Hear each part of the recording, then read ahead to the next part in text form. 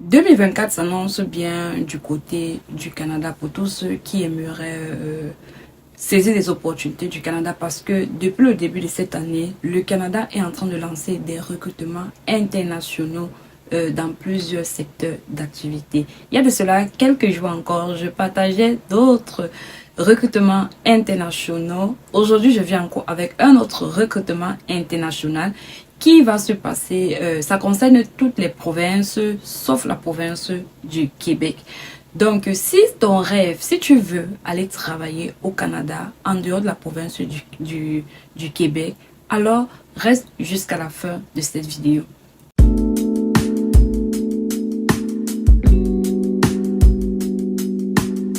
Hello les amis, j'espère que vous allez bien. Pour ceux qui me découvrent, je suis Nofi Liliane, je partage des contenus d'immigration, d'études à l'étranger et bien d'autres. Alors si c'est un sujet qui t'intéresse, n'oublie pas de t'abonner et de partager la vidéo sans oublier d'activer la cloche de notification.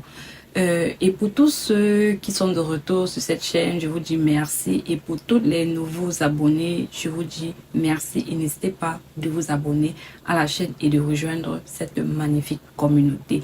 Les amis, aujourd'hui, il y aura Destination Canada Éducation qui va se passer du 1er au 2, oui, je pense, du 1er et 2 mars 2024 et actuellement les inscriptions sont ouvertes. Ça va fermer, ils vont fermer, je pense, c'est le 4 février. Donc, si ça vous concerne, en fait, ça concerne ceux qui sont dans le domaine de l'éducation.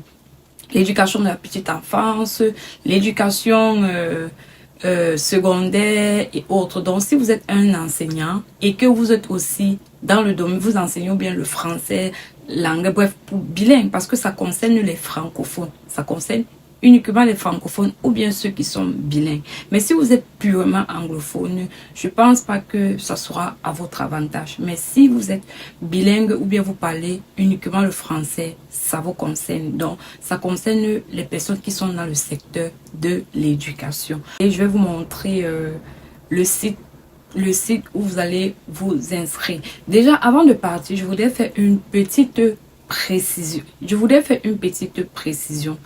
Les amis, si vous voulez immigrer au Canada, si vous avez des projets, je vous conseille de passer vos tests de langue. Ça, c'est de premièrement, d'évaluer vos diplômes. Ça, c'est de 2.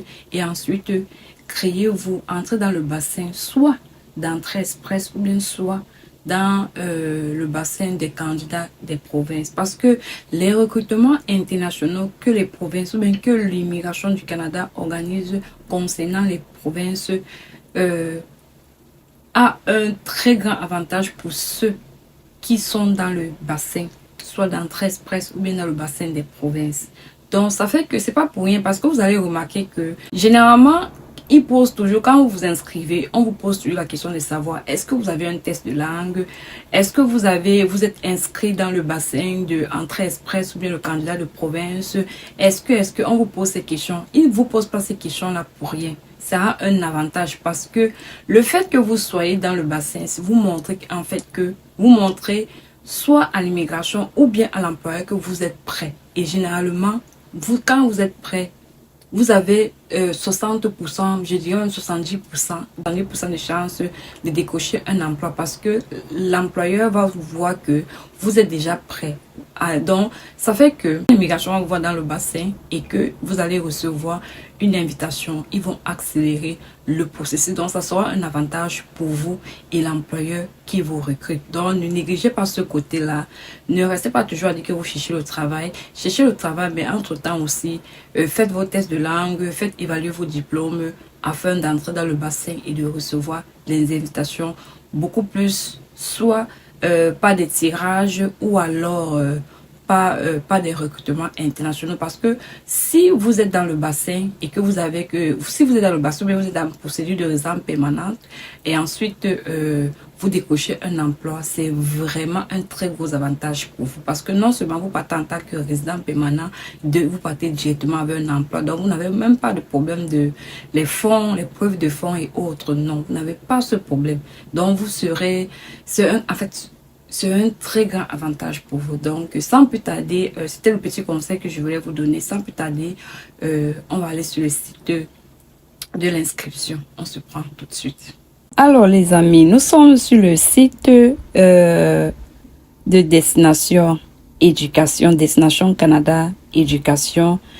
Comme je vous disais tantôt, ça va se passer en ligne et ça se passera le 1er et le 2 mars 2024. Donc, tout le monde peut s'inscrire à ce recrutement, peu importe votre position géographique. Donc, vous avez accès à l'inscription et vous pouvez participer en ligne. Donc, je vais laisser le lien de la vidéo en description de la vidéo. Donc, n'hésitez pas de regarder la description de la vidéo pour voir en fait le lien de la vidéo.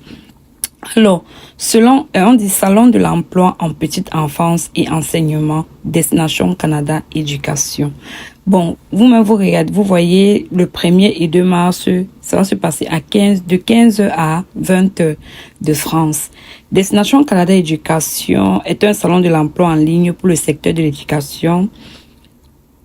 Éducateur en petite enfance, enseignant au niveau primaire et secondaire, maternelle à la 12e année, professeur de français de langue seconde. Donc, c'est pour les professeurs de français de langue seconde, donc ceux qui enseignent le français comme une langue seconde également. Participer comme candidat. Ce qu'on va faire, on va participer comme candidat. Donc, voici ça, on vous dit, voici les conseils qu'ils donnent. Destination Canada Éducation s'adresse aux candidats francophones et bilingues. On dit bien francophones et bilingues avec une formation et de l'expérience en petite enfance, enseignement primaire ou secondaire ou enseignement du français langue seconde qui cherchent des opportunités au Canada, donc hors du Québec. Ça ne concerne pas la province du Québec. La participation, elle est gratuite et possible uniquement sur invitation.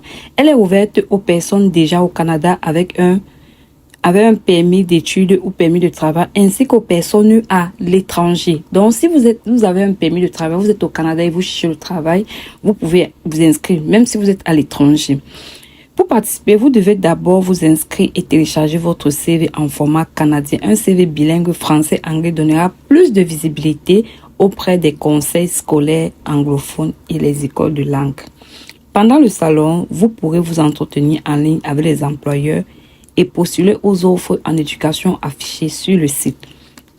Donc les amis, tout est expliqué sur ce site. Tout est expliqué. Donc, comme je vous ai dit tantôt, moi, je vous dis, comme je vous l'ai dit précédemment, si vous êtes dans le bassin, si vous avez un diplôme, n'hésitez pas d'aller faire vos tests de langue, évaluer vos diplômes et vous entrez dans le bassin. C'est un très gros avantage. Donc, les amis, s'inscrire comme candidat. On va s'inscrire comme candidat. Formulaire d'inscription. Visiteur. On dit Destination Canada. Avant de vous inscrire, ce salon s'adresse uniquement aux candidats francophones et bilingues avec une formation et de l'expérience en petit enfant, enseignement primaire ou secondaire. Donc, faire un CV au format canadien et il faut aussi connaître votre code CNP. C'est très important. Donc, maintenant, vous allez inscrire votre adresse courriel. Ok, on va choisir vous en tant que éducation, donc éducation à la petite enfance. Ouais. Vous êtes, on va donner le nom, le prénom.